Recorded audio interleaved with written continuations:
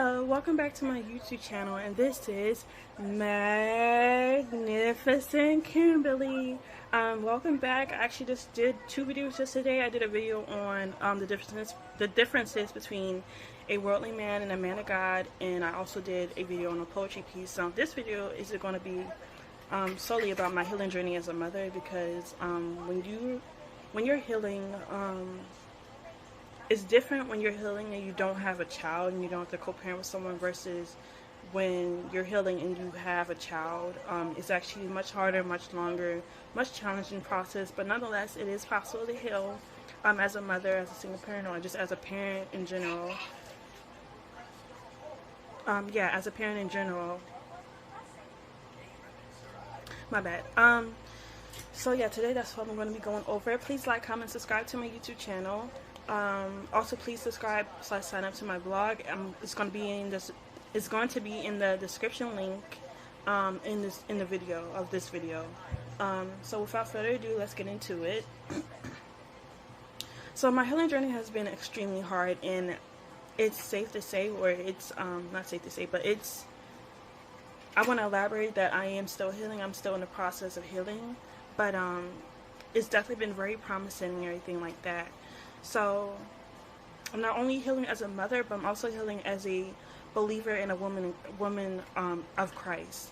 My healing process, as I said, is still ongoing. It's still ongoing. But God has not made me whole yet. However, there has definitely been a significant change and a significant transformation and healing that God has done throughout me and within me, and I'm so grateful for that. For most of you who don't know me or know about what I was going through, I'm not really gonna give you most of the details of what I've gone through in my relationship, but I will say that I was in a healthy relationship that did result in a child. Now the healing process looks different for a lot of mothers and even fathers in these situations. Firstly, I want to outline the 5 stages of healing, which entails anger, bargaining, depression, and there's another one. Hold on. 5 stages of healing. Okay, there's denial, anger, bargaining, depression, and acceptance. So these are the 5 stages of healing. But it also, but this type of healing also includes other aspects of healing. So as a parent, we have to go through these 5 stages and eventually move on from the person and forgive them. We also have to forget what they put us through and heal from the damage and the trauma and the pain that we have now as a result of what they put us through. Lastly, we also have to work on any trust issues or any issues that we had with the person that we were dating as a result of the damage and trauma that we were put through. It can be a long, healthy, challenging, hard healing process and healing journey, but like I said, you have to take it day by day and one step at a time, especially with caring and raising a child, right? And let's not forget that you also have to prioritize yourself. Like, don't forget to give yourself grace to prioritize yourself, to take care of yourself, because that is also the most important piece of healing and of raising your child. I want to encourage you to feel the feelings that you feel, embrace it, but do not let that hold you back from living your life and doing what you need to do. During the stages of denial, anger, bargaining, depression, letting go and moving on, you have to go through every stage to truly heal and to be fully made whole. Go before. So yeah, like I was saying, go before God, put everything at His feet, and everything like that.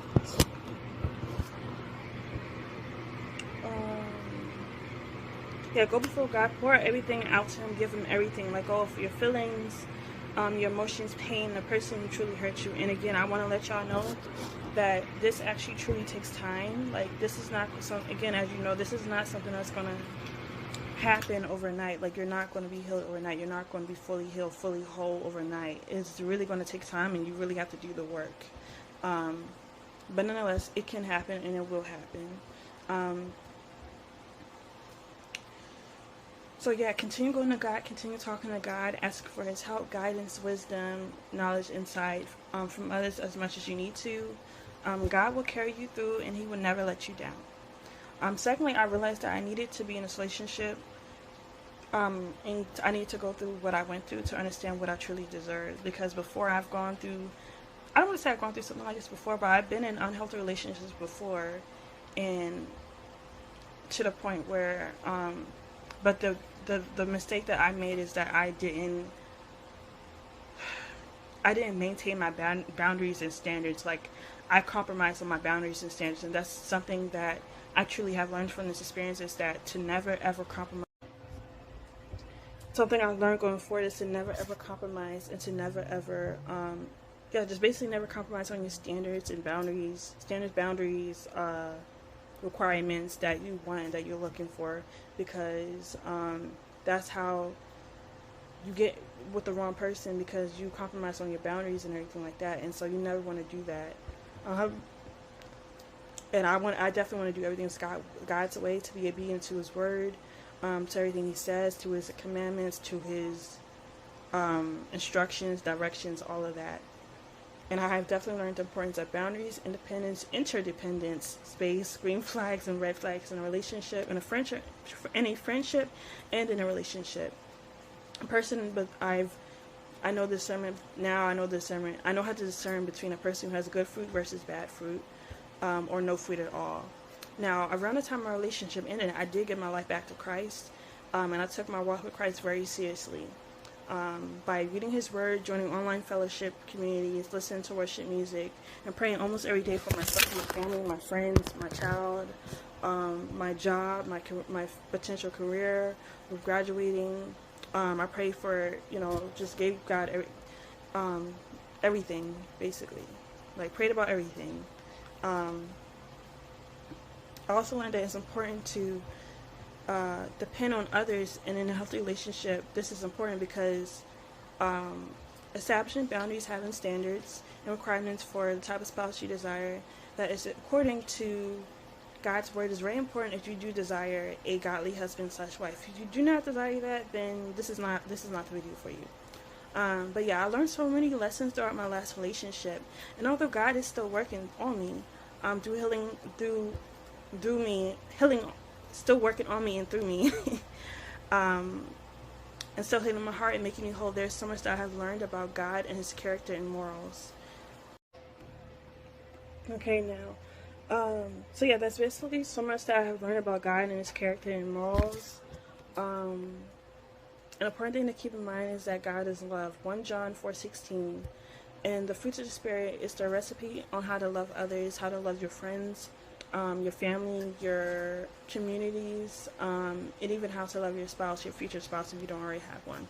Now, the fruits of the Spirit are love, joy, peace, patience, kindness, goodness, faithfulness, gentleness, and self-control. Galatians 5:22-5:23, which is what I talked about in my last video. While going through your healing journey, it's also important to do things to take care of yourself. God has plans to prosper us, not destroy us. However, the enemy has plans to still kill and destroy. But yeah, God has plans to prosper us, not destroy us, and that is Jeremiah 29:11. So at times we may not understand why God is doing what He's doing and why He allows things to happen, but His understanding is not our own, as stated in Proverbs chapter 3, verses 5-6. Lastly, we may not understand why God allows certain things to happen, but someday it will all make sense to us, and that is stated in John 13:7. Now, as we go through our healing journey, I have outlined and identified, the type of godly man that I desire, and his qualities and characteristics that I want him to have. But it's also important that we ask God what areas of improvement that we need to work on, that I need to personally work on myself, like individually and separately.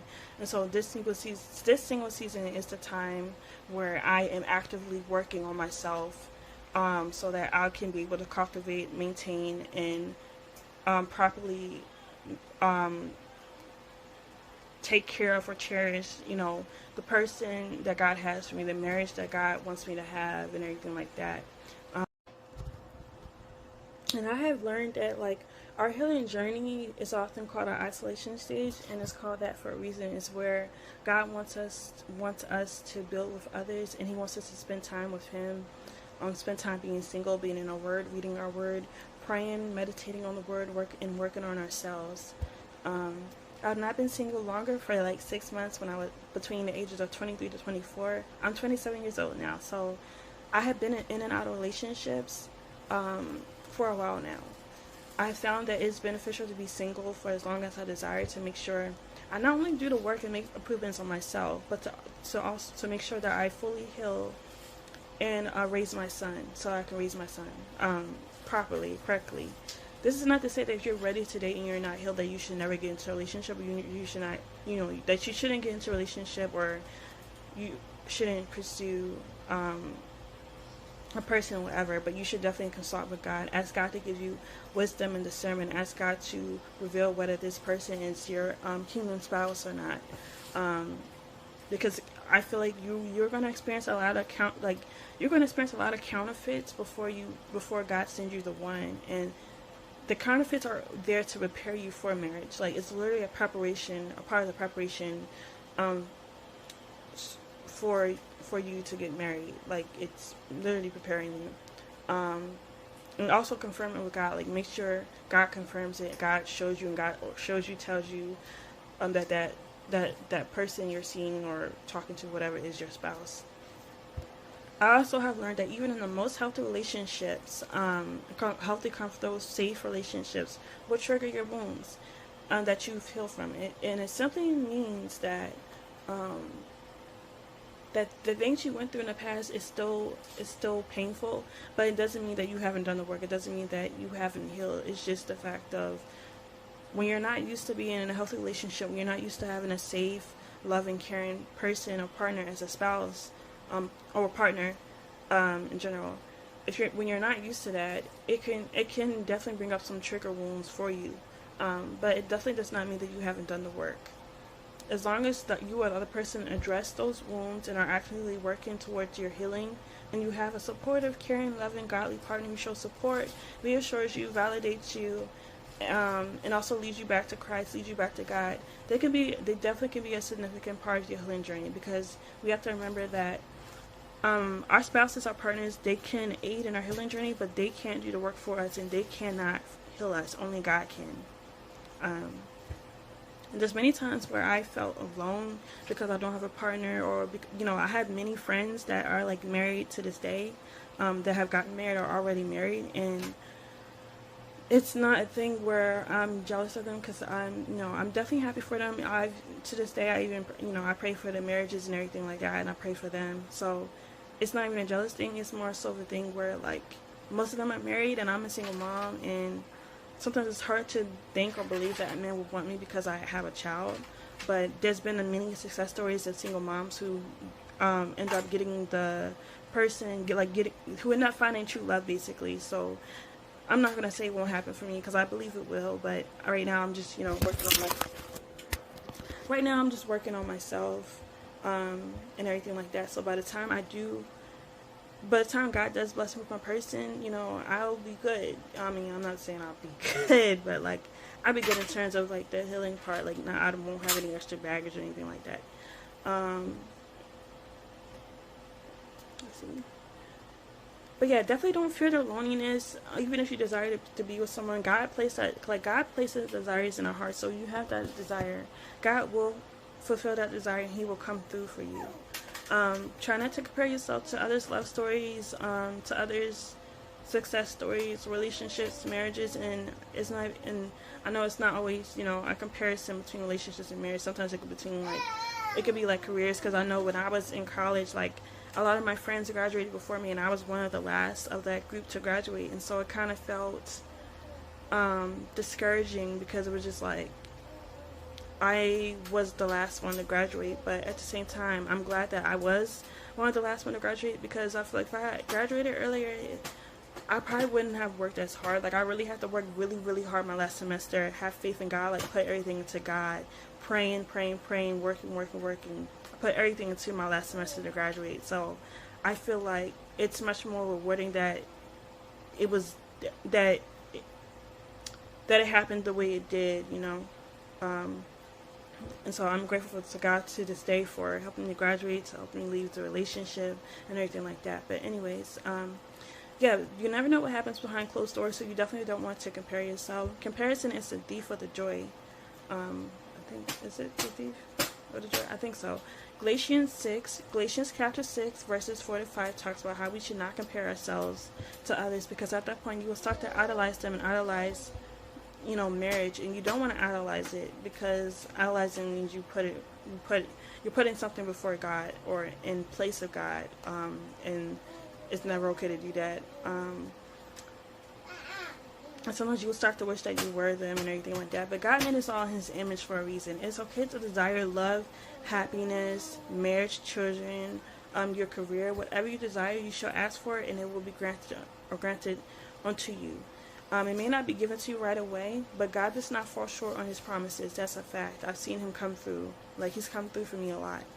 Whatever God does promise you and gives to you, it cannot be taken away. So if you feel like someone else is getting blessed or whatever, and they're not walking with God, and they're unrepentant, and they keep doing certain things to try to hurt you, whatever, just remember that the devil gives blessings too. The devil blesses people too.